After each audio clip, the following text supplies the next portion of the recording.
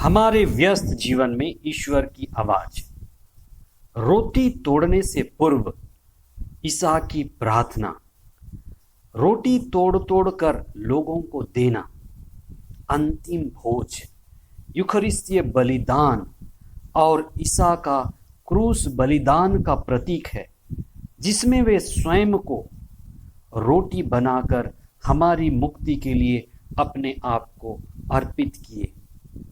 18वां सामान्य सप्ताह, पहला पाठ 2 अगस्त 2021, सोमवार। गणना ग्रंथ अध्याय 11 पद संख्याएं 4 से 15 तक और संत मती का सुसमाचार अध्याय 14 पद संख्याएं 13 से 21 तक। धर्मशास्त्र बाइबल में चिन्ह, चंगाई और चमत्कारों की भरमार है और ये चिन्ह, चमत्कार व चंगाई ईश्वर की दिव्य उपस्थिति को प्रमाणित करते हैं। ईसा का 5 रोटी और 2 मछली से 5000 लोगों को खिलाकर तृप्त करना परम पिता ईश्वर के परम पावन पुत्र की झलक को दिखाता है।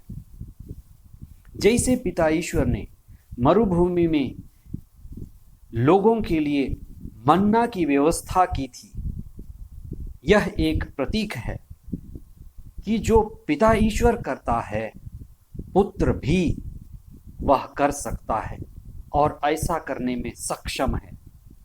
पिता और पुत्र एक हैं और जैसे ईश्वर व्यवस्था करता है, वैसे ही प्रभु यीशु अपने समय के लोगों के लिए अपने शिष्यों के बीच में इस व्यवस्था को आगे बढ़ाते हैं। लोग प्रभु ईसा के वचन को सुन रहे थे। दिव्य वचन से ईश्वर के साथ लोग जुड़ रहे थे। जो ईश्वर से जुड़ता है, जो ईश्वर से जुड़ा है, ईश्वर उसके लिए जरूर प्रबंध करता है, उसे किसी बात की कमी नहीं होती। रोटियों का चमत्कार एक चिन्ह है कि जो प्रभु की खोज करते हैं, प्रभु की मर्जी पूरी करते हैं, प्रभु के पीछे चलते हैं, प्रभु उनकी हर जरूरतों को विभिन्न रूपों में पूरी करते हैं। सुसमाचार के मुख्य अंश। नाव से उतरकर ईसा ने एक विशाल जनसमूह देखा। उन्हें उन लोगों पर तरस आया और उन्होंने उनके रोगियों को अच्छा किया। संध्या होने पर शिष्यों ने ईसा से कहा, लोगों को विदा कीजिए, जिससे वे गांव में जाकर अपने लिए खाना खरीद लें। ईसा ने शिष्यों से कहा, तुम लोग ही उन्हें खाना दे दो। शिष्यों ने कहा, हमारे पास सिर्फ 5 रोटी और 2 मछलियां हैं। ईसा ने कहा, उसे यहाँ मेरे पास ले आओ। उन्होंने आशीष की प्रार्थना पढ़ी और रोटियां तोड़ तोड़ कर शिष्यों को दी और शिष्यों ने लोगों को। सबने खाया और खाकर तृप्त हो गए और बचे हुए टुकड़ों से 12 टोकरे भर गए। हमारे अंदर जो भरा है वही हमसे प्रवाहित होता है। यदि हमारे अंदर प्रेम, करुणा, दया, क्षमा भरा है तो वही हमसे प्रवाहित होता है। यदि हमारे अंदर गुस्सा है, नफरत है, झगड़े हैं, तो हमसे वही प्रवाहित होते हैं। प्रभु यीशु को हम करुणा सागर कहते हैं। ईश्वर करुणा का सागर है। ईश्वर प्रेम और दया का असली रूप है।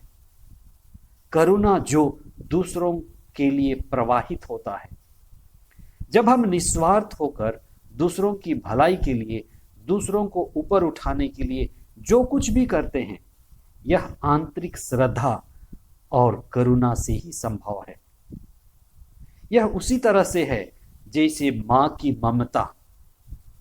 माँ ममता से भरी है और माँ की ममता प्रवाहित होती है।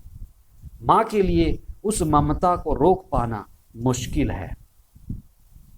रोटी तोड़ने से पूर्व ईसा की प्रार्थना।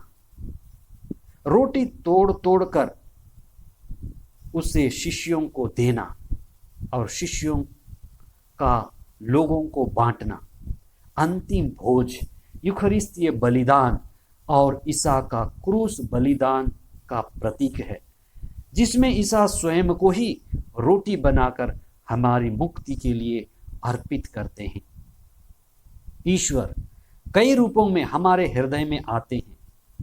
संस्कार एक सर्वोत्तम रूप है। यूखरिस्त का संस्कार हमें सीधे रूप से ईश्वर की करुणा से जोड़ता है। मूसा की अगुवाई में चलने वाले लोगों के लिए ईश्वर ने मन्ना और बटेर की व्यवस्था की, लेकिन संसार की चीजों और वस्तुओं से हमारा कभी मन नहीं भरता, न ही संतुष्टि होती है। कुछ नया और ज्यादा और पाने की बीमारी मनुष्य से कभी खत्म नहीं होती। ईश्वर चाहता है कि हम सदा उन पर दृढ़ विश्वास रखें, प्रार्थना में होकर आशीष पाते रहें और कृपा की दशा में रहें। आइए हम विशेष प्रार्थना करें। हे करुणा सागर यीशु, तेरी पवित्र हृदय असीम और अथाह है। आज तक हम हर परिस्थिति में आपके द्वारा संभाले गए हैं। प्रभु, तेरी करुणा और कृपा हम पर, हमारे परिवार पर और हमारे सभी लोगों पर बनी रहे। हम यह प्रार्थना करते हैं हमारे प्रभु ख्रीस्त के द्वारा। आमीन।